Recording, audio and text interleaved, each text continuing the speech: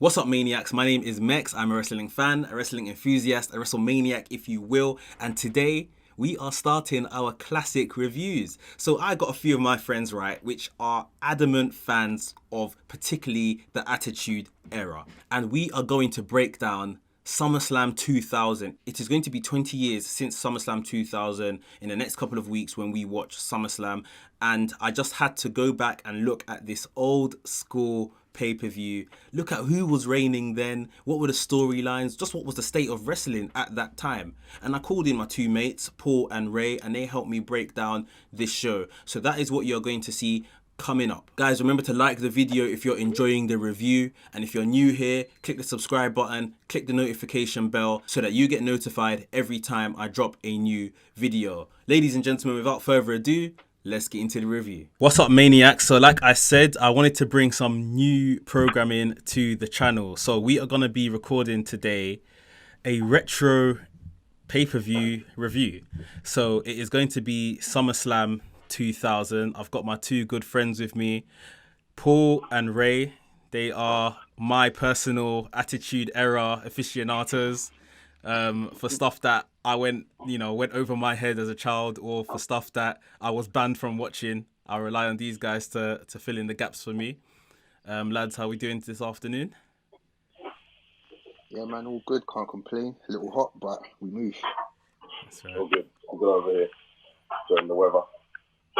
Cool. So, guys, again, if you're new to the channel, make sure you subscribe and make sure you hit the notification bell so you get notified every time I drop a new video. I'm going to try and do these classic reviews maybe about once a month, once every 2 months. So if you have any requests for what you'd like to see, just put it down below in the comments and we'll get around to those. So, like I said, today it is SummerSlam 2000, coming out of North Carolina, the home of Jeff Hardy, Matt Hardy, the Hardy Boys. Like, do you guys remember? I think it was WrestleMania 34 when they came back, and we were at my house watching it. And that pop when they came back, when they introduced them. Mad. It was mad. Yeah, that, When they that won the was something titles like that, innit? Yeah, they won the title in a ladder match in a fatal 4-way. Yeah, no, that was gassy. That was gassy. Absolutely crazy. So yeah, the Hardy Boys are on the card later on in the show, but the show kicked off with a 6-man tag match. We had Goodfather, Paul Buchanan, and Steve Richards, also known as Right to Censor, taking on Too Cool. You're laughing, Paul. What's funny? It's a throwback. When I heard, because Right to Censor's theme music was so dead, just their alarms. The alarms. I loved it. Yeah. The Goodfather. Oh god. Yeah, after he had switched up his bad ways. One of the first things I noticed when who was it that came out? Rikishi came out with Too Cool. That Victoria was one of the hosts. Yeah. I think you kind of find that sometimes. Like, you see, like, wrestlers who weren't before, like, kind of, like, maybe making their way. Like, you see, like, maybe someone like a runner before in a production company, and now they make themselves into a director. Like, Yeah, must have been something like that. You know Yeah. what I mean? Just a little bit part role, maybe while she was on Tough Enough or something like that. So I think it was Ray that said during the week, this was before Victoria became a wrestler. Yeah. I think it's what they do with some of the female talents to get them on screen, like expose them to the business. Valets and that. Like valets. Like even Trish Stratus started with that before she became women's champion with TNA. Lita with the Hardys. So I didn't even notice till I just popped on that Victoria, but yeah. But she was a good wrestler, That's what I think. She went on to have a good career. Yeah, definitely. She was a very good wrestler. One of the better female wrestlers, I'd say, Victoria. But it's interesting. One of the Godfather's hoes. I guess we have to touch up on this match was King on commentary with JR. Brilliant duo in their day. But King, I don't know when you watch this back, how much you took in King and some of the toxic things. The toxic things that King was saying on commentary. There was a part in the match where Goodfather was beating up Victoria and the other lady that were valets. And I heard King shout out, "Save the hose." It was no hose barred. Everything ran. Everything ran. Like how you couldn't dream of saying that phrase, let alone these women are being referred to as hoes. Like man said, "Save the hose" on pay-per-view. It wasn't even TV. I'm telling you. Yeah, man. Life was different back then. It was crazy. Attitude Era was crazy. Like, I think I was saying to you guys the other day how much they could get away with in the Attitude Era compared to now. Like, there's a lot of PC culture. And to be honest, some I agree with, some I don't. But there's a lot of suspect things that used to go on in the WWE, like from storylines to I don't want to say racism, but I could say racism. There was underlying stuff. Definitely. To how they objectified women. Like Trish Stratus used to come out. Let me not get ahead of myself, but how Trish Stratus used to come to the ring. Oh my gosh. It's normal. China. It was mad still. Yeah. Oh, wow. Anyone got any thoughts on this match generally? Like, what did you think of it? I thought it was a fun start to the pay-per-view. I thought it was a nice little warm-up. You know, kind of like a lot of gimmicky moves, like almost saw a stink face, the worm and all that. Yeah, it was a nice little warm-up. Like, you know what I mean? Just like, you know, get the crowd ready. Little Too Cool come in dancing, some hoes, you know. Can't complain. I said some hoes. a typical fun match to start a PPV, like not too heavy, you know, just to warm the crowd up. Yes, to warm up the crowd. Yeah. They understood why they were on the card. Was to just, you know, like not like a pre-show. That's the equivalent of the pre-show nowadays. Yeah. That match, like, because there's no real storyline behind it, was there? Which is surprising, because there was a lot of like every match in a PPV back in the Attitude Era seemed to have a kind of backstory. Yeah. Pretty much. But this Always. it seemed like they just threw these guys in, like, just to have a little scrap 3-on-3. I think from what I was trying to get from commentary, I think at this point maybe Right to Censor had more or less just formed. So this was maybe them just taking on guys, you know, making the group dominance, so to speak. I was gonna ask a question. Did Paul Buchanan ever have like a singles career? Yes, but a very, very like he kind of like a mini one, but then I'm sure he was teaming up with Albert at one point as well. I think Albert or like A-Train or Roman Reigns or something. No, it wouldn't have been Roman Reigns. Not Roman Reigns. Sorry, what's the other guy? There was another guy. I can't remember his name. But yeah, he kind of did like a lot of tag team jumping. Was this before Right to Censor or after? I think it must have been after. I think it was after. Yeah, I think Right to Censor was his entry. He started with he was an enforcer, wasn't he? With Big Boss Man, no? Yes. Coming in that police uniform. With the night. That makes sense. Yeah. I think that's how he came through, and then I think, you know, the typical branch off, beat up his employer, beat up his boss. Then that's when I think he joined these guys with Right to Censor, Steven Richards, and funny enough, Steven Richards and Victoria was they became ballet as well, they became a thing. Yeah. But there was an opposing side of this one. But yeah, who's the other guy? Steven Richards, Paul Buchanan, and who? Godfather. Godfather. Yeah. So they all had their little switch turn from doing madness to Right to Censor. Victoria joined Right to Censor as well. Funny enough. And it was Ivory joined them as well. Ivory joined them, and Val Venus joined them at one point. As well, yeah, Val Venus. Yeah. Okay. They took all them saucy dons and just like make them sauceless for Right. I guess that was the beginning of their PG-ness, like taking them away. But I mean, it's funny though how like they used the PG to kind of, it's like mocking the PG. Like they were being mocked for being PG. It was like we ain't trying to see that. That's ultimately that's now what they were. The thing. Exactly. At all, right. Even side note, the way Goodfather threw Victoria and the other chick to the floor during the match, I was just like, this is what I mean, and that's when King shouted, "Save the hose!" Like I was like, what? And it's so believable. Like he proper dashes them to the floor, like say it's man, like proper, no joke, just by the hair, boom, yeah, man. I was spun.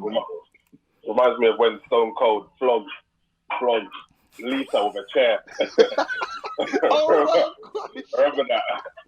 Oh That my beat God. down. Literally flogged her. Like, No. oh, That was too First- funny. Like, That's I can't even say like that. there's. I think I've got it written down in my notes. We'll get onto it when it comes, but. I think there was even at this point there was chair shots to the head were pretty much still a thing. yeah. Normal. I think it was. I I think it was in the remember I think it was in the TLC match. I can't remember. I've written it down, but just to wrap up this match. So I think Scotty Too Hot, he went for the worm, and obviously the crowd just goes electric at that point. But he didn't quite get it off, and I think it was Steven Richards that got the win here. Yeah, super kick. Yeah. He stole it. Yeah. Typical heel steal. Got the win. So Right to Censor got the win here.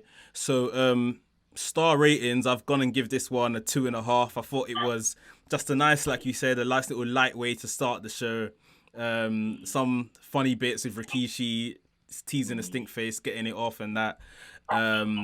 Scotty Too Hotty and Grandmaster Sexay just foolishly entertaining. Like what? Yeah, but 2.5 stars from me. What do you guys think? Yeah, I'll go 2 star, 2.5. Yeah. It was nice. Not that I got anything against it, but obviously it wasn't anything amazing. I think I went for 2 stars. It was all right, just nice warm up. Yeah. I'll say 2 Looking forward stars. to the next one. Can't give it more than 2. To be fair, below average. Even below average for a starting match. So, I think my 0.5 was for the nostalgia. Caught up in the emotions. No nostalgia. Yeah, for real. Cool. So we'll crack on.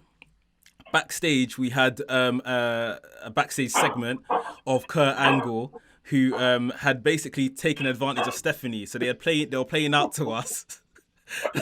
They were playing out to us what had happened, I think, on previous weeks on SmackDown. Stephanie, I think she got knocked over or something like that. Something happened to her. She got taken backstage. Kurt was looking after her. Stephanie was a bit unawares of everything that was going on. And all of a sudden, Kurt Angle went in there with a kiss. Stephanie at first looked like she was fighting the kiss, and then proceeded to enjoy it. So it was a really good storyline, and it's like when he was laying it on her, it's only when it clicked to my mind. Hold on, wasn't she with Triple H at this time? Big man. Yeah. They're married. Yeah. Well, she's always been with Triple H. It was Test before. They left Test at the altar, and they went to Triple H. I know, but I mean, I was doing the crossover in my mind. Was Triple H still with China? But I guess that was still a bit before that. That was before that. That was a couple years back to China and Triple H. Yeah. So this was the running theme of this storyline basically throughout the pay-per-view, which we'll kind of get to it at the main event. Next up, we had a singles match. It was Road Dogg versus X-Pac. I believe from the story beforehand, they had kind of they were falling apart from the tag team that they had forged. Like they were kind of blaming each other for recent losses and things like that. So they decided to take on each other in a match. He was the better partner. He was the better partner, yeah. The better man. Yeah. What was you guys' thoughts on this? You know what? Yeah, what I enjoyed most is that there's just like so much personality. Like it was a second match, and I was just saying, these are like the guys you would still you could say, these are my favorite wrestlers. Yet they were so low on the card. The match itself, I thought was all right. Again, more gimmicky moves. Saw Bronco Buster. We saw Shake, Rattle and Roll and them things there. Yeah, no, it was enjoyable. Not the best, but it served its purpose. It's good to see DX go up against DX and all that kind of stuff. Ray, what do you think? Yeah, from a storytelling point of view, it's really good in a sense how they were showing the dysfunctionality of X-Pac and Road Dogg. But I like the way X-Pac got the win. The heel move, and then obviously Road Dogg banged them up after to say, nah, you're not the better man anyway. But it was a solid match, like you said. Just it does what it said on the tin. But I mean, the storytelling of it was better than the actual match, in essence. And I'm not sure how that storyline progressed, whether they got back together and became friends again. But, I can't remember. But no, it was a good build-up. Like this one actually had a bit of a backstory to it as well. as to say who's the better side of DX or Road Dogg. I don't know if Billy Gunn was around at those times or whatnot, but yeah. But it was a solid match though. I think he was around. He was around earlier. When did Billy Gunn win King of the Ring? What year was that? That was Billy Gunn. Was it earlier? This was 2000. So I want to say 98 or something. My head is leaning towards because I feel like I don't think it was that early. I think it might if at like the earliest it could have been 99. Maybe. I think but he was definitely around them times because 99 he won it. 99 there, I guess. Yeah, so I think they were definitely. Yeah, he's definitely part of DX because that's when he was doing I'm an S-man and them things. Yeah. with the pink pants, didn't it? Yeah, with the pink, yeah. But it was Billy Gunn and Road Dogg with the New Age Outlaws, huh? Yeah, New Age Outlaws, yeah. X-Pac came through from I don't know, the Click or whatever. Well, yeah, X-Pac. That's after he returned from WCW. Yeah. Okay. Like then just had the little thing with Kane. Yeah, that was done as well. Yeah. Just on a side note, Billy Gunn is massive. Like he's a huge guy. Like especially like nowadays. Like when I see him come out nowadays, and obviously the style of wrestler has changed nowadays. It's a lot more of these kind of lightweight MMA or CrossFit kind of guys, which then the days of the massive Hulk Hogan's and all them kind of guys are gone. And Billy Gunn, when he stands next to like today's wrestlers, like he looks like someone that can still go in the ring. Like I don't know why he never, and especially because he won King of the Ring, which is usually used as a launch pad to the WWE Championship. Like where I don't know where it went wrong for him, so to speak. There's not enough character. That's yes, I was just going to say. He had one trick. Yeah. Like I remember that promo The Rock did, sticking it on Billy Gunn, and he said "Oh God, he's talking to God." Yeah. And he's like, no one cares. Because no one cares about Billy Gunn. No one cares. Yeah. I think especially when you get you use a gimmick called Mr. Arseman. Yeah. Your ceiling has already been set. Definitely. Can you imagine world heavyweight champion, Mr. Arseman? Yeah, it's not really running. It's not happening. So you would think they'll give him a goodwill title like they gave to like Edge and Christian and stuff like that. But then, to be fair, no disrespect to Edge. Edge ran with it, but I feel like at the beginning it was like they like the Hardy Boys, Edge and Christian, they started getting WWE titles probably because of their service. But Jeff Hardy didn't really run with it. Yeah, Edge is the only one that really. Edge is the only one really that pushed on. So maybe they would have given him a title in that respect, but like if you look at the best WWE champions, they're all talkers on the mic. Yeah, like they all have to be a talker. Regardless, like The Rock didn't have the best wrestling ability, but he could hold the crowd, So Austin, Triple H, these guys. So I think that's why some of these intercontinental, mid-level European Championship guys fall to the wayside. That's where they stay. The workers. Yeah. Lance Storm and them, man. Yeah, because Billy Gunn was a good wrestler. He was a very good wrestler. Like from what I can remember, quite athletic in his own way. But the guy's massive. When you think about New Age Outlaws, it was really Road Dogg. He was on the mic. Yeah. You know what I mean? He was the one who was gassing up the crowd. He had the personality. Mr. Arse was just, he was just there. But I get you. In terms of physicality, he definitely could have, I'm sure there was even like small, like a small story where it was like a Billy Gunn versus Triple H, like about the leader of DX or something like that. Something like that, I'm sure. Or like they were trying to keep. There was something like that anyway. I know them two were beefing for a little bit, but obviously Triple H came out on top. But, yeah. I just remembered as you were speaking, Billy Gunn and Chuck Palumbo. Billy and Chuck, that was his level, man. Can you see? You look so good to me. They're wearing red with I don't know what that was. That was, Anyway, getting back on topic. So there was a low blow. X-Pac got the actual win here, but Road Dogg delivered a pump handle slam after the match. Just to stick it on him, like Ray said, I'm still the better guy. I'm giving this match a 2. it was the worst match on the card for me personally. The storyline, like we said earlier, I feel was better than the actual match that we got, and it felt quite short as well. What do you guys think for this match? I think you're a bit harsh on that one. I think it was better than those right to censor geezers. I'll give this one a 2.5. You know, solid work in the ring from both of them. Good story as well told. I'll say average, bang on average. Yeah, 2.5. Yeah, I think I'm leaning with Ray on this one. I think 2.5. Definitely, I think this was like a good bang average fight. Maybe I'm influenced by a bit of nostalgia. I did love a little bit of X-Pac. I did like the way he got the win and Road Dogg with the pump handle at the end with the little doggy as well, which was a bit nice. But yeah, I say 2.5 for me.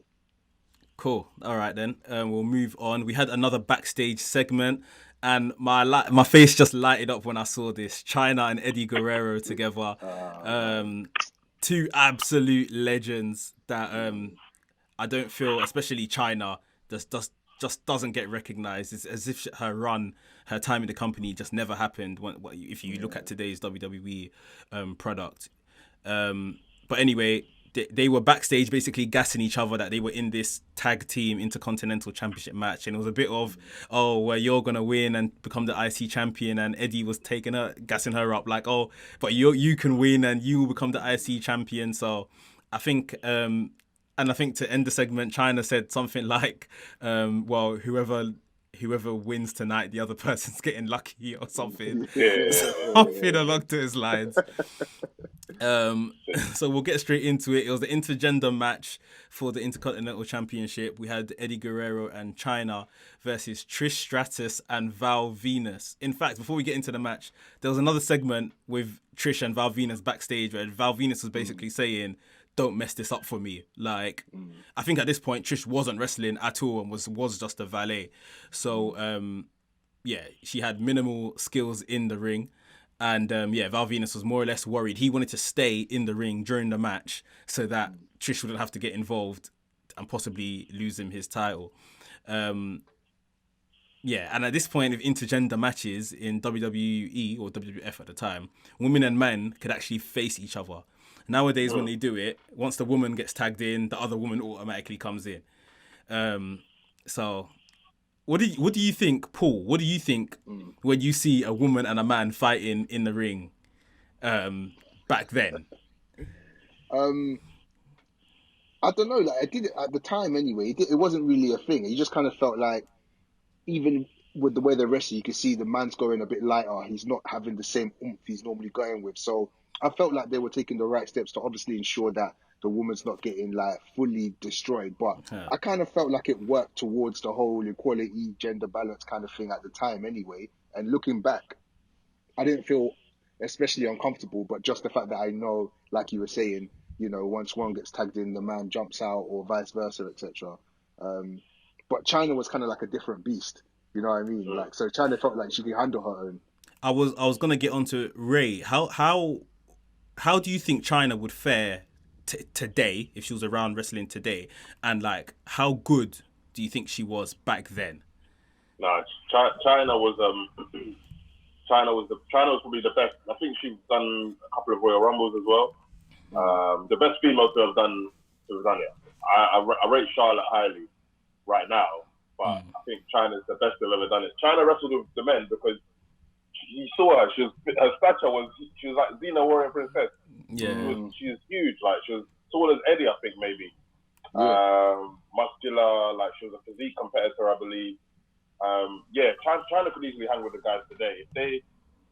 I guess in today's day and age, they would have made her WWE champion or something. I think because she would beat whoever the male champion was and show like female supremacy in that sense. Because no, I really rate Chyna back then. Like now, I think she won the Intercontinental title a couple of times. European title a few times. And when you say the thing about men fighting women, when I used to watch Chyna, I never really saw it like that. Not that I saw Chyna as a man, but she just was there. Like, she was natural in the ring with a dude. So you wouldn't think twice. If a guy hit her, you would think she's gonna bang him back harder. Yeah. It wasn't ever a thing where you thought, like, obviously Trish Stratus in there with Eddie Guerrero, at the time she didn't wrestle. It would look odd. I think they did do. I think China was the only one that really fought guys. I'm not sure if the other women did per se. Like the women, Jacqueline, I think was one of the women back then. I think Jacqueline maybe had 1 or 2 matches against guys. Yeah. But China just looked good in there with dudes. So I think she would win titles today.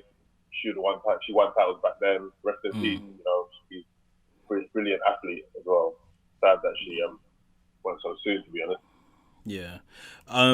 Just back to the match. So, like I said earlier, it was just pretty much them, Val Venus, should I say, not wanting Trish to get tagged in, and eventually she does, and I think that's when everything starts going downhill for Val Venus.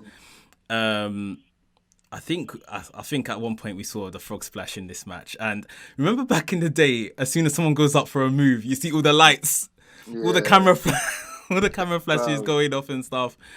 Well, I guess that's old school technology. You don't need all that flashing now, but yeah, we had that. We had China come in, and she done like a press slam, like the military press slam, gorilla press slam. Yeah, onto Trish, and pinned her from that, and became the champion.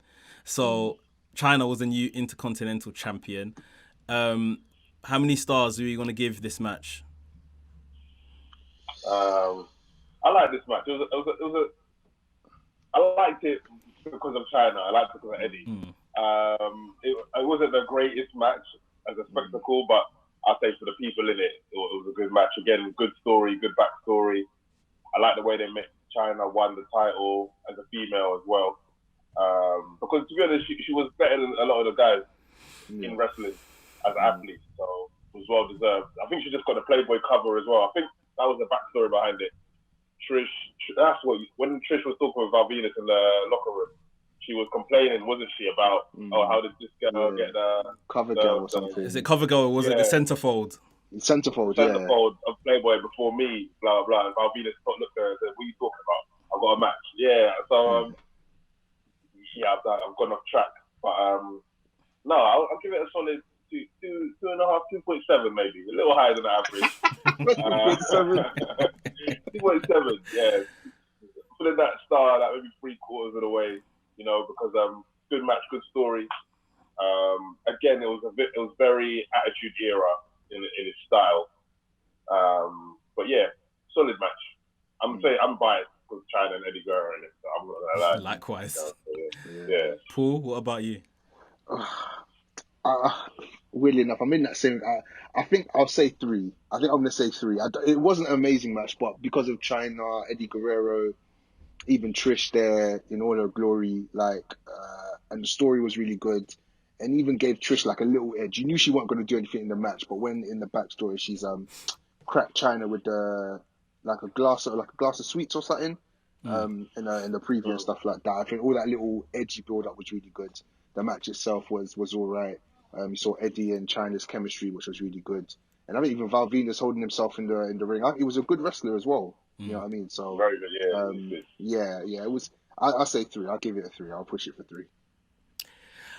When I watched it, I gave it a 3. When I finished watching the entire card, I gave it a 3.5. But I think I'm gonna go with a 3. I think 3 is a fair result. It was a good match. Again, the Eddie and China factor, well, it's too much for me to resist, sort of thing.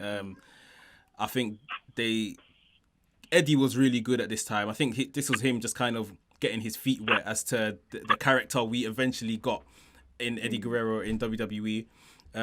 This was him just really getting into kind of the entertainment kind of stuff. Obviously, everyone knew he was already a very good wrestler, and China looked dominant in this match. So yeah.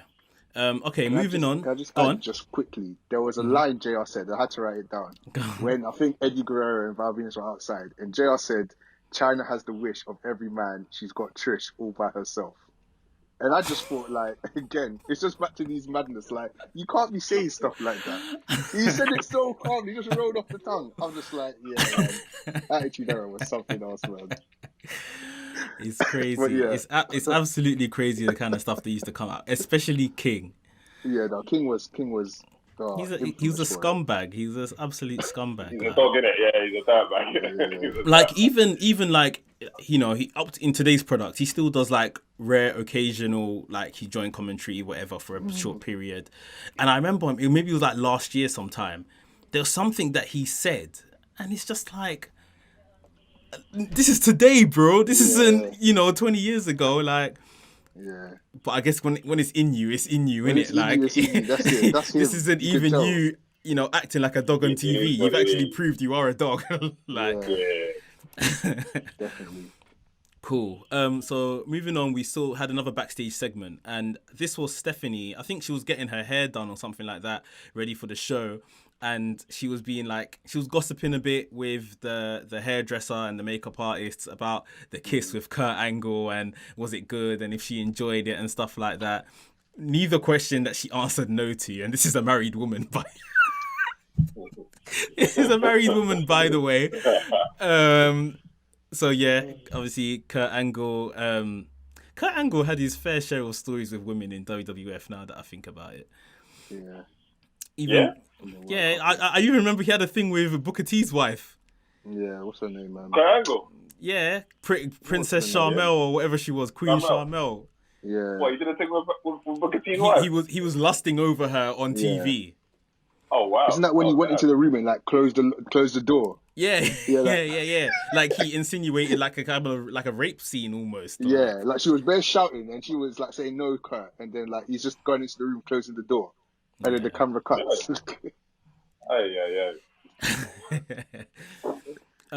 Cool. So then we moved on. We had a singles match between King and Taz.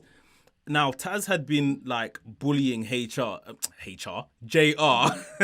on commentary, and JR never was gonna stick up for himself, sort of thing. King eventually, with his, I guess, ex-wrestling pedigree, jumped in. The weeks before, they had a bit of a forward and back, Ray's shaking his head. And then, we had Taz in the ring, and King literally walked off commentary to go and join him in the ring for this match. Did you guys notice who the referee was? No. Teddy Long or something like that. 6-man tag with the Undertaker. Was it Teddy Long, man? Like Theodore. It was Teddy Long in the ring. Yeah, Teddy Long was refereeing. Yeah. I got excited when I saw that. What do you guys think of this match? Yeah, I mean, you know what? I actually the backstory for it, I really enjoyed. I really enjoyed the backstory because it was quite a bit of a lengthy-ish one. So I quite enjoyed the backstory. The match was how, you know, you could see it coming from a mile away, kind of thing. I think King kind of held his own. Taz, I kind of enjoyed this Taz. I think this was like his little, apart from when he first came. This Taz was kind of funny and, you know, trying to be that bad man from Brooklyn. Yeah, it was all right. Nothing special. Again, it was like maybe just below average. I wasn't expecting anything major. I was thinking, 5 minutes and then you might have had your time, kind of thing. Yeah. I'm sure King couldn't go for much longer, I don't think, anyway. But yeah, JL with the smash over the head and all that, and we moved. Ray, what do you think? I think I'll start off by saying I think the WWF disrespected Taz. Taz was a brilliant wrestler. 100%. Like from ECW times, he was very dominant in ECW, and when he came to the WWF, I think I don't know whether something behind closed doors was going on or what, but just to interrupt you, I think that's exactly why, because he came from ECW and he was a star elsewhere, and you know how they treat people. If it's not like a WWF made star, then if you're a star in WCW or ECW and come over, unless the fans carry you to that popularity, we're going to marginalize you because we don't want to shine light on you lot rather than our homegrown people. They did it with... I can't remember any of them that came over from there, apart from maybe like Hulk Hogan, and he was obviously there before and was kind of jumping in between. But the only person that came from like ECW that got the respect from WWE and the fans pushed them was RVD. Yeah, but even him didn't get like he got like little title runs here and there, and obviously he did finally win it, but then because he was doing his nonsense in the background. Well, yeah, that's probably the reason why he didn't fulfill his. What was he on a Johnson or something? He's smoking and all of that, getting high and that. Yeah. Okay, yeah. He seemed like that kind of dude, though. Definitely. Of course, and I'm sure they would have known that before he came, but the problem is when it gets out into the public. Obviously, as a company, you have to look like you're managing the situation, innit? So, but sorry, Ray, you were saying about Taz. But no, Taz, like, why? I think this was when you talk about worst matches on the card. There's two that stand out. This is one of them. Like, but first thing, like, I think you can't be putting Taz in a match with the King. Let's be real. The King in his day wasn't even a good wrestler, in my opinion. And you're putting him in there with Taz, and then you got the King beating Taz. I'm like, no, sorry, this can't run. It just offends me because I remember when Taz fought Kurt Angle when Kurt Angle first came to WWE. Yeah, that match was amazing. Serious wrestler, and like, the suplexes, like the Taz mission, like this guy, he could have been a champion, world champion. I think. I just don't know. If it's just ECW bias, then that's a shame. And I just think it's offensive that they put Taz in a match with Jerry the King Lawler. The storyline as well. Taz is bullying a commentator. Huh? What? Why? Like, give him something good to work with, you know? At least let him fight Chris Jericho, you know? It's like one of these, at least intercontinental level guys. Bullying, it's almost as if to say, like, this is just something for you to do. You know, probably was. Filler. That was a filler match. 4 or 5 minute filler match. Just waste of time, in my opinion. Very harsh criticism. No, it's fair. It's fair. I think Taz was probably above this, but maybe it's a fact of, like you said, there's nothing else for you to do right now, so we just involve you with this. JR came and broke some type of glass. I can't remember what was inside it over Taz's head. And King gets the win. I gave this match 2.5 stars. What about you, boys? I gave it a 2 star. 0.5. Did you say 1.5? 0.5. Oh, 0.5. What, 0.5 just for showing up? Just for the fact that's on the card. I gave it a 2. I was disappointed because I was thinking we might see at least one Taz suplex, but when I remembered King and his age and that man would have lost. Can't even do that. Yeah. It's a shame. I didn't really deep it the way Ray did too much because I just looked at it for what it was. But obviously, looking at Taz and the kind of wrestler he was, coming from ECW, he was champion there, and the kind of stuff he can do. Yeah, it's a massive disrespect. No, it is. There's some good points that you've raised there. So I think that was more or less like the first half of the pay-per-view. It definitely kind of started picking up in the second half.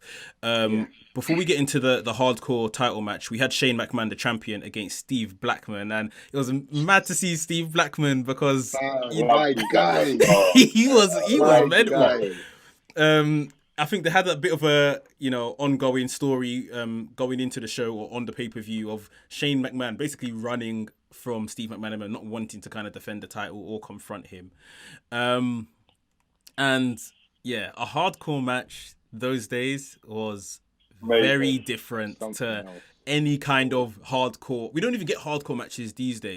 We get non-disqualification matches, which is basically the same thing, but like I say, it's nowhere near as violent. Steve Blackman, I just always liked his look. Like he was massive, top heavy, but still very fit. Just the black trousers, like the karate trousers. It's just calm, no gimmicks. Hair wasn't done, and he just cut his hair. It's just cut. You know what I mean? Black trousers, well built, techie guy. Yeah, man. Did when he used to fight, he looked real though. He looked like he looked like he sold it so well. Like this guy can actually come mash you up, like F you up. I was just gonna ask. Do you guys know? Did he have any kind of like martial arts background, MMA background, or anything like that? Yeah, that's what he did. He was a black belt or something. Martial arts and stuff. Okay. What's his name? Him and Ken Shamrock used to go back to back in them kind of MMA Ken type matches Shamrock. back in the day. Shamrock, yeah, UFC fighter, Ken Shamrock. Yeah, serious. Yeah. So I like Steve Shamrock. I definitely liked it. I think again, this is someone that's probably capped because of a lack of mic skills or anything like that. Yeah. But he definitely looked the part. Like, yeah. And that's the issue. Zero mic skills, amazing talent, and that's a lot of guys out there were like that. They won't go nowhere, unfortunately. Yeah. Just some parts I thought I'd highlight that just it wouldn't happen in today's show at all. There was a part of the show where I think it was Steve Blackman was choking Shane McMahon with a leather strap. Yeah. Like, I think it was maybe about 2013 when I can't remember whenever the Nexus invaded WWE. And Daniel Bryan was ringside choking one of the commentators. And Daniel Bryan got sacked that day because I think one of WWE's sponsors complained, like, we can't have that on our product. Daniel Bryan got sacked, and obviously he came back to the company and stuff like that afterwards. But choking somebody on TV. Like, and it's like he put it around his neck and then put it like under him and then over his shoulder. Like he could have broke his neck. He could have broke his neck, bro. I mean, and now saying it, I remember a scene back in the day before that, 98, I think it might have been, when Bossman was being hung. Yeah. Like, and I'm going back again. I remember, obviously, the Owen Hart incident when he fell and died and the show continued. It's literally like someone just took a broom, moved him to the side and the show has to go on. It's like WWF them times. It's like it was brutal. Did they need money and sponsorships to just understand basic morals in life? Like, I don't understand why it took so long. It's just a different time, and this kind of stuff sold very well in that era.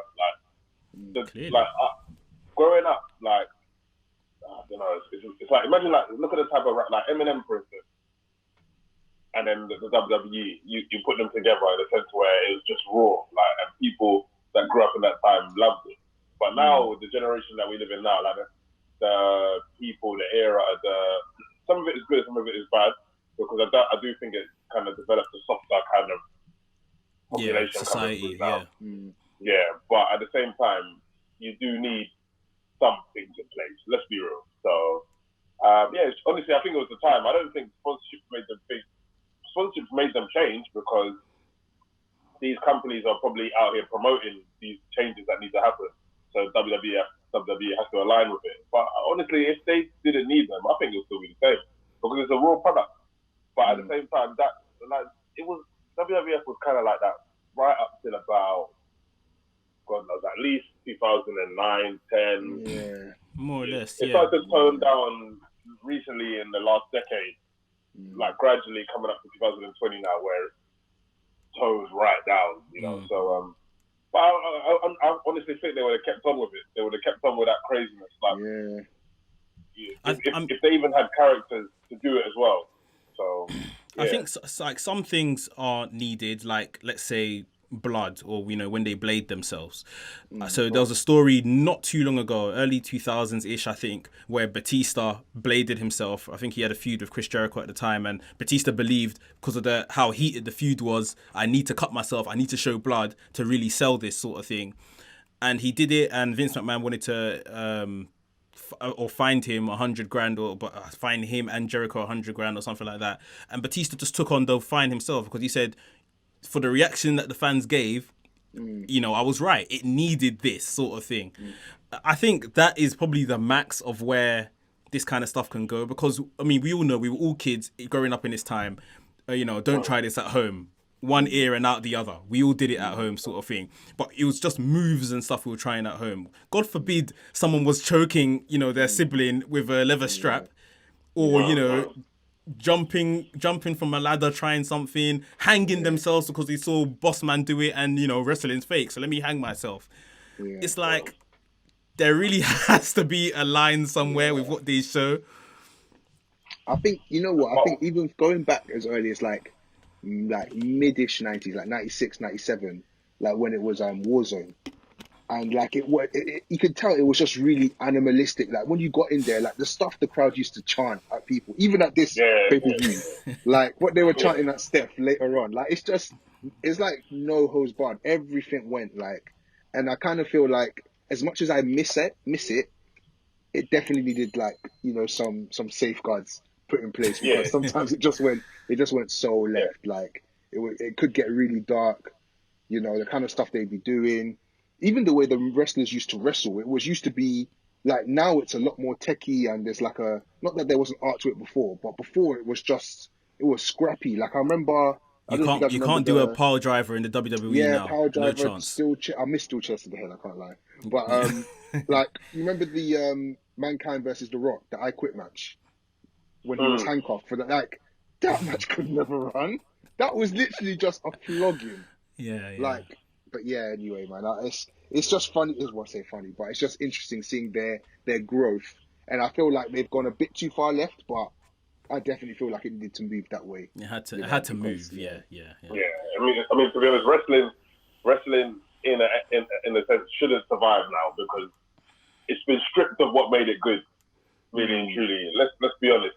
Like I think it makes sense to push the whole women's evolution wrestling thing, because that can still sell. Because without sounding sexist, women don't need to be as they can portray good wrestling and not need to be so rough, essentially, like violent, make a man bleed with a steel chair and choke. They're gonna perform the art of wrestling beautifully.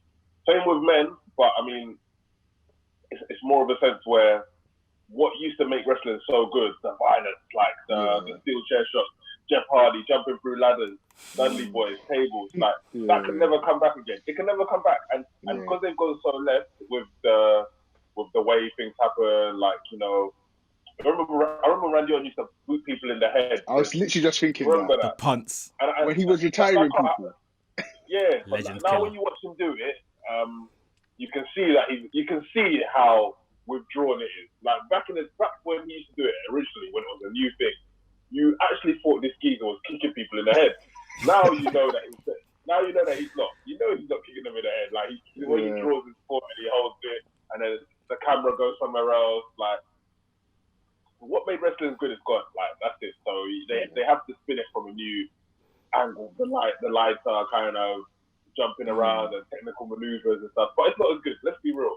And I mean, the numbers. I mean, just last point on this. The numbers say that already. Like I think Raw those times used to gross just under about 4 million viewers in homes on a Monday night. 3 point something all the time. Even during the Monday Night Wars against WCW, it was still 3 point something million.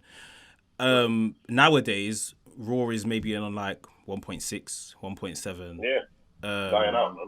Yeah, that's it. It says it all, really. Just to crack on with this match, we had TNA come out for the save, Test and Albert. It was great to see Test, another person probably gone too soon. Didn't really get the push that he probably should have deserved. Later on in the match, after TNA were kind of dispatched of, Shane McMahon is obviously still running. Obviously, let me just go back and say TNA came out to help Shane. But yeah, once Steve Blackman had found a way around him, Shane McMahon started running and climbing this massive infrastructure. Now, you know what happened. Where are you going? I mean, this time, I mean, if we saw this today, we know Shane McMahon has this adrenaline, this daredevil-ness in him.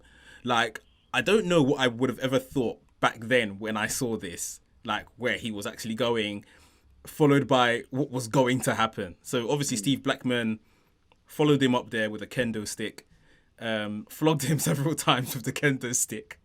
For Shane, what I thought was rather mechanically just fell back, you know, making sure he landed on, I guess, the area that was there for him to land on. Steve Blackman proceeded to jump off as well with an elbow drop onto Shane McMahon. JR on commentary was selling that it was from 70 feet. I don't know if he measured that. I don't know if it was. At one point, he did say 50 feet, and then afterwards, he went up to 70 feet. I did notice that. So who knows whatever the true... I don't know whatever the true height was, but it was still, bloody high to jump off. Yeah. With the elbow drop that Steve Blackman put, got 1, 2, 3, and Steve Blackman got the win and became the hardcore champion. So, what do you guys think of this match as a whole? And what is your 3-star, your minus 3 stars that I'm giving this match? What do you guys think? Solid 3 stars. Good match. Good hardcore match. I used to love an Attitude Era hardcore match. That done what it says in the tin. You knew Shane McMahon was gonna jump off something. It's good match, solid hardcore match. Good story as well. I like that they had the 24/7 rule back then, didn't they, for the hardcore title? Yeah, good match. I'll give it a solid 3. Yeah, I'd say the same. I say solid 3. I think maybe even a little bit better than a 3. Like I said, Steve Blackman doing this thing, Shane McMahon being the punching bag, a little bit of testing Albert. Then obviously him, like, no matter how high it was, it's obviously not 50 feet, but or 70. But no matter how high it was, it's always amazing seeing Shane like do these things for the entertainment of others, Because like you were saying, Max, I think at that time, I don't think he had done that many crazy stuff yet. Stunts so at the time, yeah. You know what I mean? It would have just been nuts, like him falling off that, and then even Steve Blackman, he came down a couple steps and then jumping off, doing the elbow drop is just ridiculous because I'm sure obviously everything's planned and they've got stuff there to break the fall, but you just don't know what's going to happen when you're falling from that height. Literally, so, to do that is just, absolutely amazing. But really good match. Hardcore matches, loved it. Trash can, kicking it. You had the little, sticks and stuff, doing all this, chop this and that. Yeah, man. It was lit. Cool. Okay, so we had another backstage segment to follow this. This was Stephanie McMahon had obviously just seen the match had taken place, and she was very worried about Shane. I found it interesting at this point that Shane and Steph were like so close and always worried about each other and what was going on. They had that kind of tie in the WWE or F at the time. Yes, they're siblings, but for those that watch today, we know that their relationship is like nowhere near as tight now as what they used to portray then anyway, for whatever reason. So she was portraying that she was very worried about what happened to Shane. Kurt Angle comes in again, trying to kind of show sympathy towards her that, I'll look after you, don't worry, we'll go find out what's wrong with Shane, that kind of thing. We then get on to what I thought was probably the best wrestling match, as in like actually technically wrestling on the card. 2 out of 3 falls, Chris Jericho versus Chris Benoit. I don't have enough words or praise in the world for Chris Jericho. I think Chris Jericho is just an unbelievable guy in whatever he does. Whatever character, whatever you give him, he'll just find a way to make it entertaining and come across well. Just to run through the match quickly, because it was kind of lengthy. We had Benoit win the first fall with, I think he won it with a crippler crossface. And Jericho was being portrayed as the underdog in this match. Jericho won the second fall with the Walls of Jericho. We even got like a Jericho top rope Hurricane Runner. Obviously, he was a lot lighter than he is then. He was pretty much a cruiserweight those times. We got a Lion Salt, which was brilliant to see. One of my favourite moves as a child. I don't know how many times I run on my sofa and try to do a backflip off the back of it. But in the end, Chris Benoit got the win. He rolled up Chris Jericho, held the bottom ropes for extra leverage, and got the pin. My question now, this is mixing logic, I guess, with wrestling, which isn't always the most logical thing. In a 2 out of 3 falls match, or like an Iron Man match, that kind of match where it's gonna go on for a prolonged period, why don't people usually just beat up the first person illegally, like with a chair or something like that, lose the first fall, and then just proceed to pin them afterwards and win the match? Do you see what I mean? I guess for the entertainment factor. Obviously it does in real life. I've seen Brock Lesnar do it. I remember Brock Lesnar and Kurt Angle had an Iron Man match on SmackDown. I think it was a 60-minute Iron Man match, and Brock Lesnar absolutely battered Kurt Angle. Yeah. I think he lost the first 4 on disqualification, but he just pinned him afterwards. Yeah. See what I mean? Like, good again. yeah, like. Yeah. I guess the entertainment factor, I guess, and I think especially for these two anyway, it was like who's the better wrestler, and the feud it was real, like, you know what I mean? It's like we're jumping over security, you know, like crippler crossface, was a Jericho line. So yeah, like it was definitely like I need to best you, like, you know what I mean, in terms of like my wrestling ability. So you know what I mean, I can see Benoit doing something like that though, like generally, but yeah, obviously I totally get, like, it just makes sense. Chair shot a couple of times, take the L, and then, you know what I mean? Yeah, take the upper hand later. Yeah. Make them stand up, catch the bell, pin them again. Yeah. Yeah, again, just speaking on the career of Chris Jericho, I think about, 2018, I think he left WWE and he went to New Japan, Japanese promotion, and obviously drew a lot of eyes over to there when he was fighting some of the best guys in that promotion. And now he's part of AEW. He's basically a top guy in AEW, which is another new promotion. You know, it's funny how some people can get rich and just sit back and they're done. And some people, it's just like, he's going to make himself a legend status without being like the massive draw like The Rock and Stone Cold was. Like, Chris Jericho is surely a legend now in his own right, just for what he's 100%. Done, like, worldwide. WCW, even before WWF, like. Well, you say that Chris Jericho's not in the same name as The Rock and Stone Cold, you say? He's not in terms of... No, in terms of, like, seen as a draw. Like, you know, you put The Rock on a pay-per-view type, people are going to watch it, or put Stone Cold there. You know, he never reached, like, that, if you want to call it, like, some type of super upper echelon. You don't think? I don't think so. He was the first undefeated champ. He wasn't treated like one, though. Yeah. Imagine that was The Rock or Stone Cold that carried those 2 belts as the first ever. Like, it would have been massive. Like, he was literally in the band under where those 2 were. And it's like, if we use a football analogy and we look at Ronaldo and Messi today, like, there's still good players that follow them, but them 2 were just skyrocketing. Yeah. The Rock and Stone Cold were a different breed. Like, no, so, I totally get what you mean. Yeah. No, go on, Ray.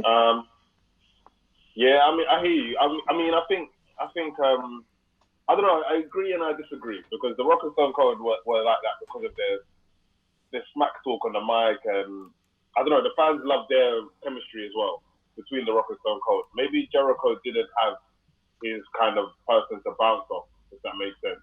Maybe, but he did have The Rock for a little bit, but then obviously The Rock was drawn more to the Triple H's and the Stone Cold. Those were his 2 main rivals. But I don't know, I kind of disagree in the sense where I think Jericho did have his brand and he was at the top. But then I see what you mean by when you say if it was The Rock as the first undisputed champion, everybody would have gone nuts, like head blown. So it's a tough one. I think now that, I mean, we mentioned it earlier on in the show, I think it could be a couple things that Chris Jericho was a relatively big name. He never really made it at WCW, but he was bigger than, like, when Stone Cold left WCW to come to thing.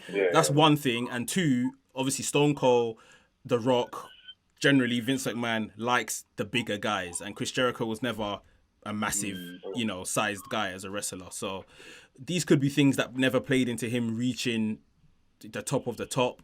But for me, I think for me, Chris Jericho's top 5 of all time. Jericho's, okay, of all time. Yeah, for me, definitely. I think I kind of agree with you when it comes to Jericho. I think his stature, like, I'd noticed that he got the first, like, pop of the night. When his theme music hit, everyone stood up. Like, he has that aura. Even when he came, like you said, he wasn't the biggest star, but his debut is one of my favorite debuts of a wrestler ever. Like, he smacks it. He's sick on the mic. He's an excellent wrestler. You know, he'll play the mid-card game well when he's up there with the Triple H's and the Rocks and, Stone Cold, he does his job. Like, but I get what you mean. He's like just the level below, just in terms of public fandom. But me personally, like, I mean, when I was watching it religiously, he was top three. He was top three. Like, you know, he had everything. Athletic, he could wrestle, good on the mic. And yeah, I kind of think the fact that maybe he didn't have like that one rivalry, he kind of had it with The Rock. And then he had something with Shawn Michaels, but Shawn Michaels wasn't amazing on the mic. So it kind of like, it was just more the wrestling. But yeah, he could do everything. Star ratings for this match, I gave it a 3.5. What do you guys go for? I'll say 3 star. I'm not typically a fan of the overly technical wrestling matches, which this was. This was a very technical wrestling match, and I don't think it sold their rivalry like as viciously as it should have. The ending was a bit of a cop out as well with the roll up, and after doing all that technical stuff, he wins with a roll up and holds the bottom rope, and there's that typical sneak under the rope heel thing. But I mean, for what it was a good match. I'll give it a 3. Good build up, but yeah, 3 out of 5. I'll give it a 3.5. Me, I love the rough and tough kind of match, but I love like a reversal out of nowhere into a crossface into walls of Jericho. I love all that stuff. You know, I love the technicality of it, and these two, like, you know each other really well.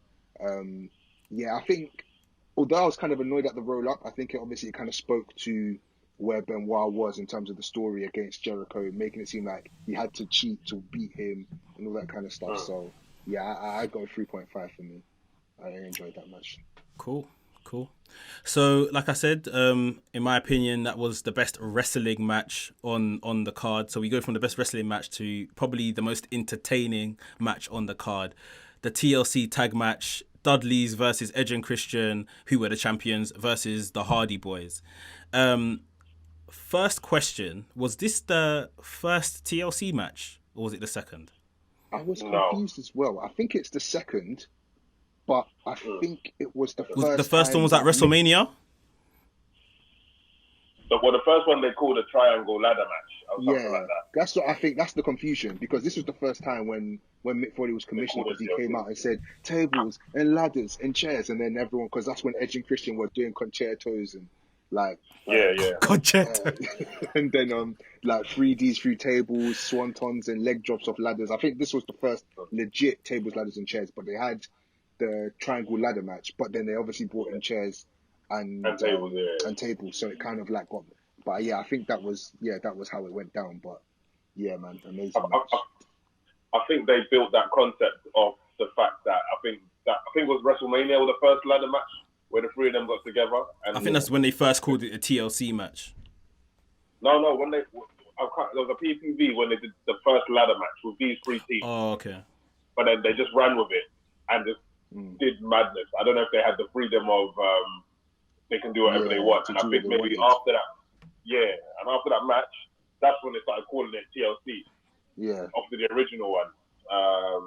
But yeah, man, I love those kind of matches. I think it was called TLC because obviously like the fascination of the Dudleys with the tables and Edge and Christian with the chairs and stuff like that. Another thing that I recently found out because I missed the bulk of Edge's main run when he was picking up those world championships and stuff. I wasn't really watching then. And Edge has recently returned to WWE. And I found out in the last few months, did you guys know that Edge is the most decorated WWE wrestler of all time? In what sense? As in, he's won the most titles and like all titles. Really? Wow. Tag team, European, Intercontinental, World Championships. He's got like the most combined wins. I guess that's what makes him the most decorated of all time. I mean, it makes sense in a way. I don't remember him really being European champion much, but I remember he held the Intercontinental belt a couple times. Obviously, tag team, world renowned, and world champion. Yeah, he started picking that up a couple, but that's surprising. Like literally, when he came back a couple months ago, and they said that, and I was thinking, well, I know I missed the majority of his run, especially when he was at the top. But that is a massive accolade to have, like, on your CV. Like, when guys like Rock and Austin were around, you know, especially in your time, like. But you know what it was? That the thing with Edge was when The Rock and Austin were around, he was a tag team man. Yeah. Him and Christian dominated the tag team title scene. And then when he got his run at the top, because he won King of the Ring as well when he was still like a mid-level guy. Then he won Money in the Bank, which propelled him to the World Championship status. He probably won a Royal Rumble as well, yeah.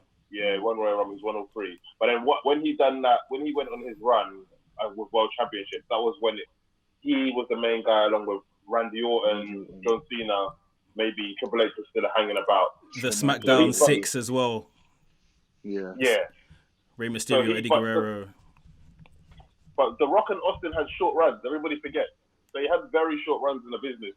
Austin was from about 96 to 2002. Yeah. And The Rock was 98 till pretty much 2003. 2003. Yeah, like when he beat Stone Cold in that last match. Because I think when Brock Lesnar came through, The Rock passed the torch to Brock Lesnar, and that was it. Like, in 03. He went off to Hollywood and done his thing. So he obviously came back with the 1 or 2 cameo appearances. But The Rock, it seems like it was a long time because I don't know, we were watching wrestling, SmackDown, Raw, TVV every week, but they really were there for a short time. When you look at Edge's run, Edge has been about since Attitude Era. Yeah. Almost 2000 and... Whenever he retired, it was probably about 2014 when he retired, the 13. Because he was there with Gangrel and them, man. The Bruise. Exactly, the Bruise, at the beginning. He was downward spiral and them moves there. And, like, you know, back in the day, like, he was... These men have had long careers. Edge, Christian, Randy Orton has had a super long career now, which is deep in. Triple H probably has outlasted everybody. Yeah. But a lot of the best wrestlers that have come by, I'm even going to throw in my guy CM Punk in there. CM Punk's career was short, like very, very short, in a sense where he came, did the Nexus thing, he was at the top, and then he left. Whatever feud he had with Vince McMahon or whatever, he left. So, I mean, The Rock and Austin were the best, but also had the shortest runs when you compare it to everybody else that has the match, all these titles and stuff like that. So, Yeah, that's a point. I'll quickly run through this match because, again, this was a very good but lengthy match in terms of spots and things that happened. Another thing I picked up on, which we've discussed already, chair shots were rife at these times. Crazy chair shots in this match. We got What's Up from the top of the ladder, Devon at the top of the ladder, Bubba Ray, I can't remember who he was holding open, but yeah, we got that. Christian 3D through a table. We got Jeff Hardy doing a swanton bomb through, I think, was it 2 tables? 2 tables. Or one table. So Bubba Ray was on the table. Like, way before Jeff Hardy jumped off, Bubba Ray had moved. But Jeff Hardy still went through the table. I think Bubba Ray was climbing up to reach for the tag belts. He got tipped over through, I think, was it 4 tables that he had set up? 2 on 2, he got tipped through those. Lita came out to stop Edge and Christian from climbing up the ladder at one point. Devon tips Matt off the ladder through tables. Edge spears Lita on the outside. That was an amazing steer, by the way. It was a great spear. She did that great. I replayed it because I think did her head hit the ladder when she landed? It clips it. I think Devon and Jeff Hardy were at the top holding on. The ladders got removed. They were hanging from the belts. Devon just fell, like plummeted. Jeff Hardy got hit down with a ladder. Edge and Christian set up ladders and retained their championships. They really, and this is coming from someone that obviously still watches today, they don't make them like this anymore at all. Like these are long gone. You have to be watching stuff that happened in the 2000s, early 2000s to see anything like this again. You still get a very good ladder match every now and again, but the chaos in this match, the complete chaos, like, and it's very, you really don't know who's going to win. Like, you really didn't know at this point. So yeah, Edge and Christian retained. I gave this match 4.5 stars. Yeah. Brilliant So, match for me. yeah, What I do you gave guys it the go same. for? I said 4.5. I love the chaos of TLC, as JR would say, hellacious match. You know, everything's happening. It's just always, it's just entertainment everywhere. It's like, and the way they do it, it's like someone does a move, then they kind of roll out, then another person comes in, but then at the same time, you can get something going on the outside, something's going on in the ring. Yeah, man, I loved it. And that's another thing. I think this is why I clocked, because JR was saying, oh, Matt Hardy or Bubba Ray fell off a 20-foot ladder. And I was like, when he stands up to the ladder, these men are like, what, 6 foot something? Like most of them, or just even 6 foot. And it's about double that. The ladder's about 12 foot big, man. But it's like this whole 20-foot ladder makes it sound like man's jumping off of It rounded to the nearest 10, didn't rounded it? up to a 20-foot ladder. I was like, I just caught, I said, that is not a 20-foot ladder. But obviously it adds to the, you know, to the hype to think that, man dropped from that high. But it's still crazy anyway. I could even see when Bubba Ray was setting up the ladder, he was setting it up so he lands in the middle of the tables. But even to do that, like, you know, again, all the risk and everything. I know the tables are, you know, made in a way which is kind of like nice for you, as nice as it can be, but it's still falling from that height through tables onto like floor. It's nuts. But yeah, 4.5 for me. What about you, Ray? I'll say 4-star. 4-star. This wasn't their best one. But I do generally like this kind of match. Probably, maybe the best match on the card. I'm stuck between this and something else. But yeah, 4-star. Solid 4-star, yeah. Cool.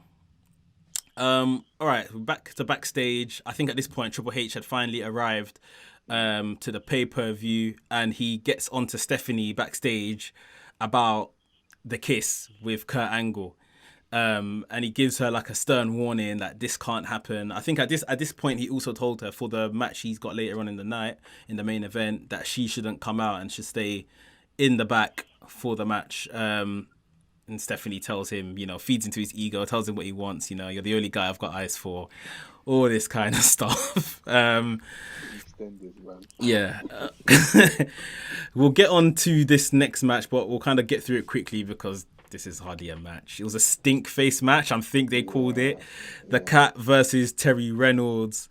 Terri Reynolds goes to strip on the entranceway ahead of the match. We had Perry Saturn running out and coming to to cover her up.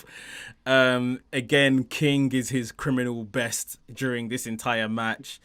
I think, I can't remember, one of them was wearing heels during the match and was wrestling. I was just thinking, if your ankle goes at this point, like, who do you blame? Like, neither of these ladies, Kat or Terri Reynolds, can wrestle well at all, in my opinion.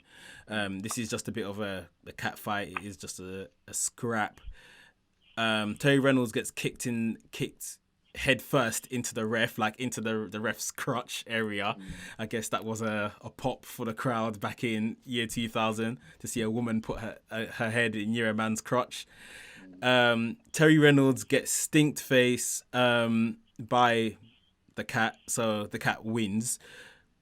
King was getting so excited that a woman's bum was in someone else's face. He asked to be booked in one of these matches. So yeah, like I say, the Cat won. I'm giving it 1 star. What about you guys? Yeah, 0.5. Again. 0.5. I gave it a 0.5.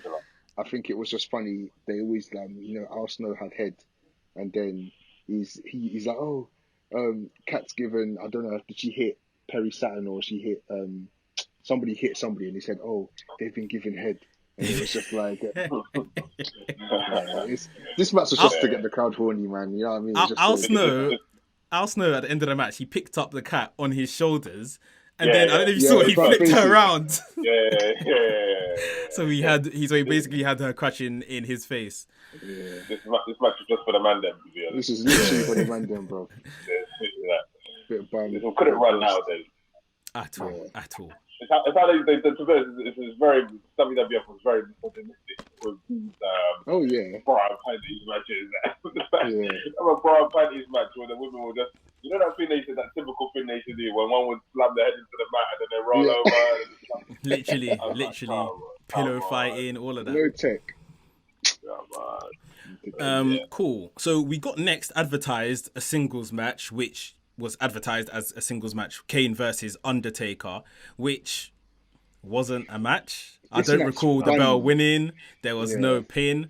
One of my highlights was Biker Taker. I feel like I'm one of the only people that ever liked Biker Taker. Me and people you, bro, really man, liked. I'm telling you, Okay, Biker cool. Taker. I love a Biker Taker.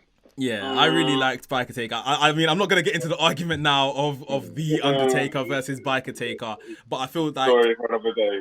Yeah, I think if I'm to choose, Biker Taker was my favourite growing up at the time. And at the same time, like I say, I'm not even sure if this was a match. It wasn't a stipulation, was it? That Undertaker was to take off Kane's mask, but this was his whole thing in this match. Just his personal preference, I believe. I was very confused because, like you said, there was no belt, and I thought it was a singles match. Then he's trying to take the mask off, and I thought it was just like for retribution because of him being attacked by Kane earlier weeks. But then he took off the mask, and no bell, his music played. Kane bust out, and it was just like, I was like, what? I was a bit confused. Yeah, but even so, I did. It was good to see them guys wrestling, but I didn't necessarily enjoy the match so much. I thought it was just a bit. It just felt like it wasn't even a match. Like I haven't even bothered to star rate it because it wasn't really that. I've never been a fan of Undertaker and Kane together in the ring in any way, fighting each other. When they were a tag team, I liked it, but when they used to have their little feuds and buried alive matches, I never felt it. I don't know. I feel like it just didn't work as a opposition. As a team, they were amazing. Brothers of Destruction. I love that, but I didn't feel their matches against each other. I definitely share that opinion. As a team, they were much better than opposition. I think some of these like big men, they don't do well in other big men matches. Like they do a lot. You know, when people are lightweights that they're fighting and stuff, the matches tend to be a lot better. So yeah. Didn't star rate this match. I won't ask you guys a star rating for this match because effectively there was no bell to start the match and there was no pin. So yeah. Backstage, I think we still have Triple H and Stephanie together, and Kurt Angle calls Stephanie. Triple H asks who's that on the phone, and Stephanie says it's her mom. Triple H, you know, being the good son-in-law, oh yeah, let me speak to Linda. I haven't spoken to her in a while. And the phone mysteriously cuts. So anyway, this was a bit of pre warm up before we got the WWF Championship triple threat match: Kurt Angle versus Triple H versus The Rock, who was the champion, who came in as the champion. Kurt Angle comes out to the ring and cuts a promo before the match, saying that he isn't sorry for kissing Stephanie. That she needs, you know, I guess more of a man's man to look after her in that side of things, in that department. Triple H was obviously vexed when he hearing stuff like that about his wife. So he came out and these guys started brawling straight away. Before we get into the match, can I just say, I think Ray, this is one of your favorite Triple H theme tunes. Am I right? Yes. I didn't like this theme tune. Yeah, I love this one. Yeah, I love the theme tune. Yeah, I think I love all of his theme tunes, but this one, like it just goes straight into it. Yeah, I love this theme tune as well. I have grown to like this one. I remember growing up. That's why I asked Ray. I remember growing up. I did not like this theme tune at all, and Ray loved it. But yeah. When he's like, one time, this song. Yeah. Oh, that was hard. That was hard. One of the best songs, 100%. Yeah. I love this. This theme tune makes me think, like, Triple H, when Triple H became the game, that was like his completion. Mm-hmm. But this was like Triple H when he was on a come up. His ascendancy, raw, like, yeah. That's why I always love it. Like, when he was so, like, Triple H was very aggressive. Like, when they started calling him the cerebral assassin, I think this is where he was first. One of the best heels ever. Yeah. Like, 100%. Ever. Clear.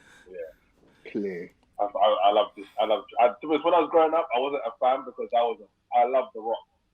And Triple H was always fighting The Rock. And he was beating The Rock a lot. So I used to hate Triple H growing up. But in retrospect, looking back, I appreciate The Rock, Triple H so much. What he did. Yeah. As a heel, as a wrestler, like one of the greatest, 100%. Yeah. He brutalized Kurt Angle, didn't he? Took him out the match. Yeah. So I was just I'll just run through it again. They were fighting on the outside of the ring once Triple H had ran in, and I don't think the match had officially started yet, especially because The Rock hadn't even entered. Yeah. And I don't know what The Rock was waiting for backstage. But these man just, you know, they had their own, I guess, thing going on.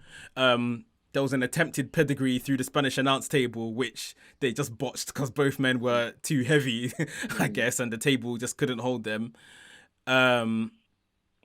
They also mentioned at this point that Triple H was a 4-time WWF champion. And I was thinking, already at this stage? Makes sense, though. Yeah. I mean, yeah, it makes sense, but that's a lot of times to have won it by that time, yeah. Yeah. I guess that, I mean, it just shows, I mean, the good work he was doing at that time. But, yeah, I've put here, Kurt gets rolled out until Triple H goes and drags him. So I think, yeah, Kurt Angle got injured and then was put on an ambulance here at the table to be rolled out. By then, The Rock was in this match. I did feel like the pace of the match died a bit from that earlier beatdown. And then we get Stephanie McMahon injected into proceedings. Triple H obviously telling her to return to backstage. I told you not to come out and stuff like that. She comes out and she sees Kurt Angle wheeled to the back and stuff like that. She now comes out again and Triple H tells her to get the belt, to get the WWF Championship. She gets the belt, gets into the ring and goes to hit. Was it The Rock she went to hit? Yeah. I can't remember if Kurt Angle was back by now. I think she went to hit The Rock, and then The Rock ducked it anyway, and she hit Triple H with the belt. Kurt Angle backstage again. Stephanie was backstage and had told Kurt Angle, "Look, I need you to come out. I need you to help Triple H retain the title." Kurt is more or less on some anything for you, Stephanie. Comes out. Triple H pedigrees The Rock. Looks like it's all over then. Kurt Angle pulls out Triple H from the ring, so he's not exactly abiding by what, Stephanie had asked of him. Rock bottom to Kurt Angle by The Rock. Triple H then pulls The Rock out of the ring. I thought here Triple H must have hit Stephanie after Kurt Angle ducked out the way. And then we get a people's elbow, I guess, on Kurt Angle. It was on Triple H. I think was it on Triple H? Yeah, I think The Rock's done a spit punch and then Kurt Angle's gone over the top rope. Oh, okay. Triple H is still down from something or other, and then people's elbow.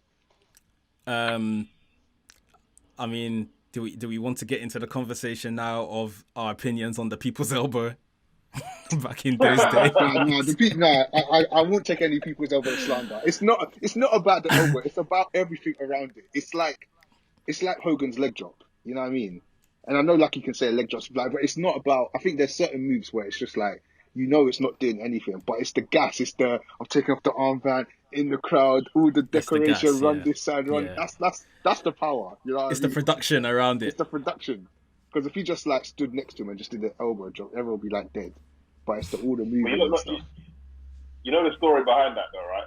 Yeah, apparently it was some joke or something backstage or something. It's bad if they would sell it, and then it ended up the crowd loved it or something like that, and then they ran with it.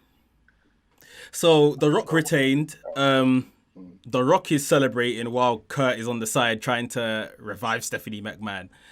The Rock has now left the ring. His music's playing, and Kurt Angle also leaves the ring carrying Stephanie. His music starts playing like he's won the match. It was absolute. Just it was a good championship match. A good way to end the pay-per-view. I've given it 4 stars. What about you guys? I went a little bit lower. I went 3.5 because I kind of missed because it just turned into a singles match until the end. I didn't really see. I think Kurt Angle did one Olympic slam. I think. But yeah, I was actually, because I'd totally forgotten how the match went. Like, I really missed the element, because I was really looking forward to seeing three of them go back and forth, and maybe Triple H and Kurt Angle teaming up on The Rock and then going at it themselves. So when he was kind of out of it for a while, then it just became a singles match. And like you said, because it started so high octane, then it kind of dropped off.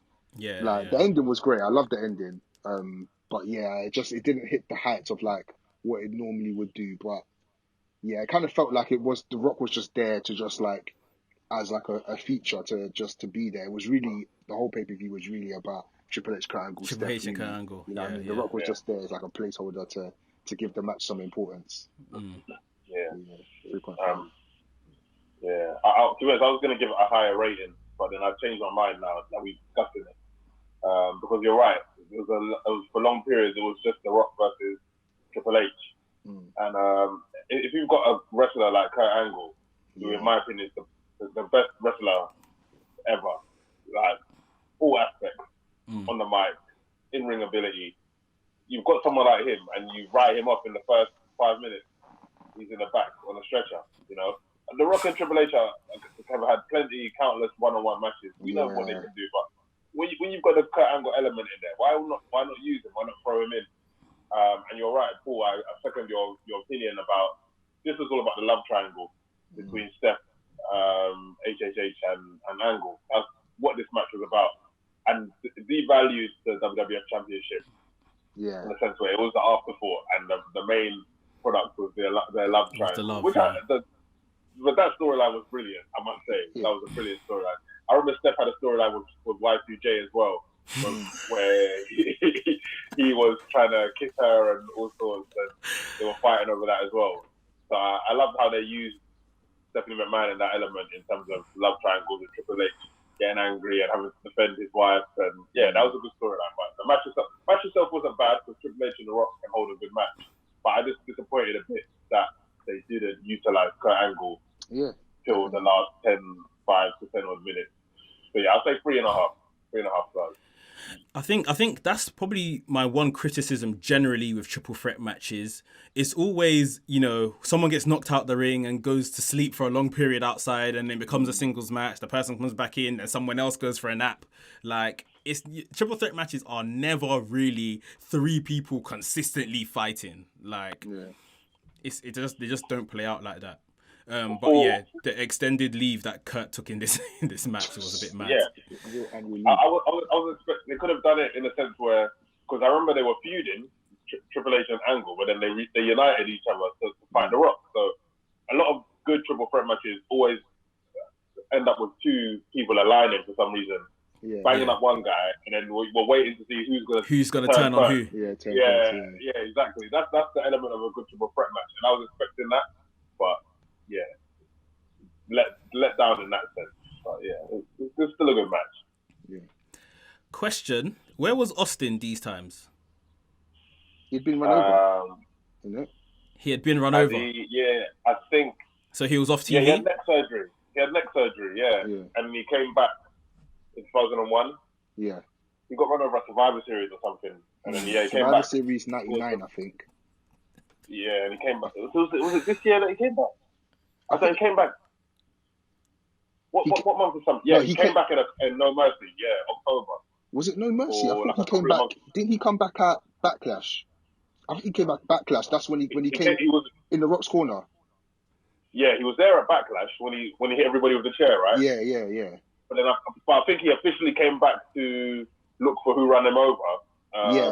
Just after this one, because I remember he fought Rikishi at No Mercy.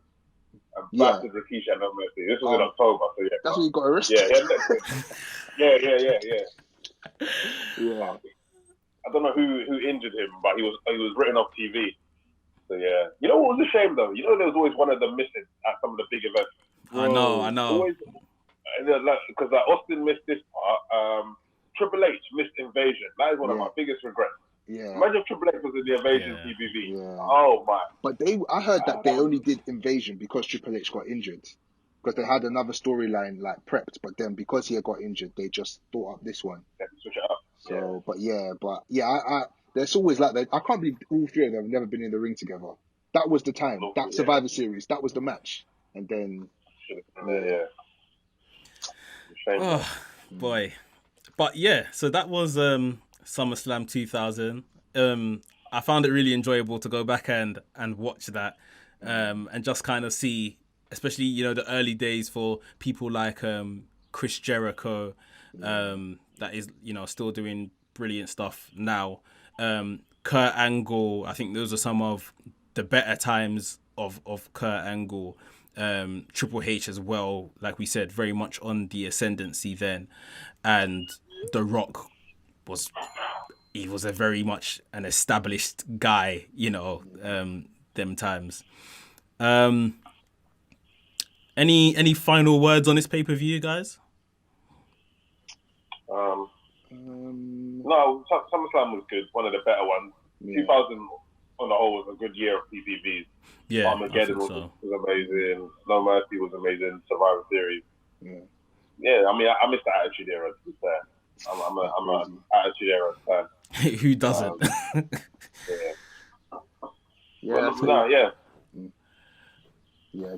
Good pay-per-view overall. It was just good seeing, like, I just felt like with this, everyone played their role. Like, there wasn't just like people you didn't care about, even from the Road Dogs to Triple H and The Rock and like Cat, Terry, like all these kind of, like, you knew them, they had their gimmick or their thing, but it was still enjoyable whenever kind of way you saw it. So it just made me really realize that they had a good roster, really good rosters. Like, you were happy to see anyone wrestle. It was always enjoyable. I mean, if I have one criticism, especially kind of I don't want to compare it, but comparing it to today's product, just the lack of female wrestling or the handling of females is just shocking. Back then it was terrible. I don't know, maybe I guess because the crowd, they were appeasing to, they wanted the women just to be kind of objects ultimately, and not wrestlers. Maybe the crowd just didn't care for women's wrestling, which as a business I guess you just have to follow. But then I guess using them in some of the ways that they were then went on to be used, very much questionable. And we don't see that so much today. Cool. So that is our SummerSlam 2000 review. Like I said, if you enjoyed that, leave a thumbs up and put down below in the comments any other pay-per-views, retro pay-per-views you want us to review. Thank you, Paul. Thank you, Ray, for your help and going through it all today. And we will talk again. What an episode. Again, I'd like to thank Paul and Ray for coming on this channel and helping me break down everything that was SummerSlam 2000. Look at some of the names involved. Kurt Angle, The Rock, even Stephanie McMahon when she was an on-screen character. Some great legends, and we are going to be doing more reviews. Guys, put down below in the comments what reviews from old school pay-per-views you would like to see. Let us know and we will tackle them and review them right here at WrestleManiac UK. Guys, if you enjoyed the review, please make sure you give us a thumbs up. And if you're new here, welcome. Please make sure you subscribe to the channel and hit the notification bell so you get notified every time I drop a new video. WrestleManiac UK signing out, and I'll see you soon.